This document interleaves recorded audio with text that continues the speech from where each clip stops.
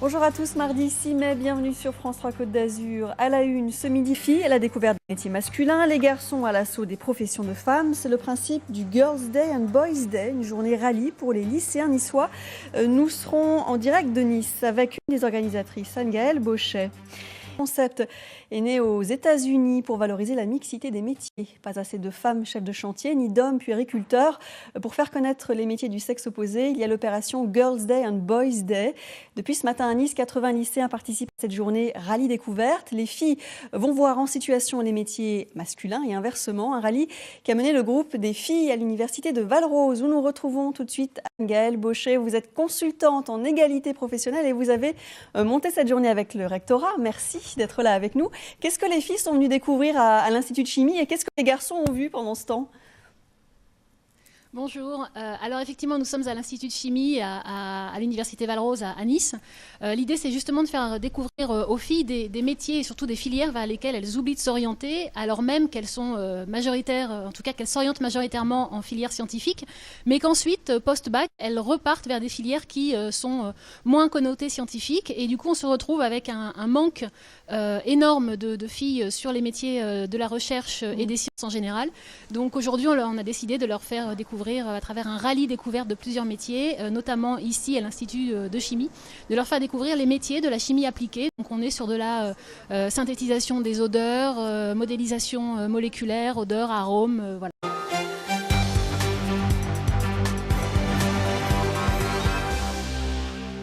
Bonsoir à tous, tout de suite les titres de notre édition du soir. Une journée pour parler aux jeunes garçons des métiers traditionnellement dévolus aux filles et vice-versa. La deuxième édition du Girls and Boys Day organisée par le rectorat de Nice et la société Alter Ego.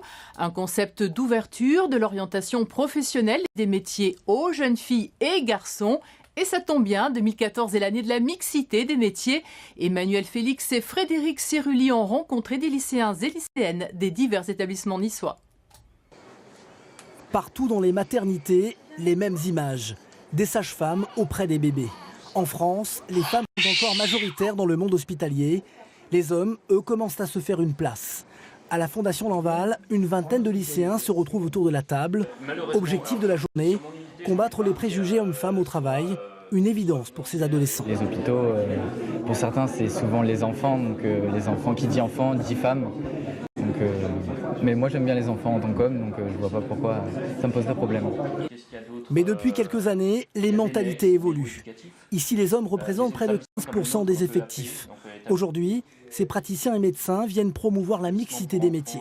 On est totalement complémentaires avec la femme. La fonction de l'homme dans une équipe médicale, c'est d'apporter plus de quiétude, plus de calme, d'apporter un équilibre à l'enfant, d'avoir une représentation de l'homme. On a beaucoup de services à diriger. Bon, c'est que des hommes, quoi. Donc, bon, c'est pas pour me déplaire, mais s'il y a un peu de filles aussi qui... Depuis 5 ans, Diane travaille chez ERDF où elle programme des chantiers, les met en place jusqu'à leur livraison.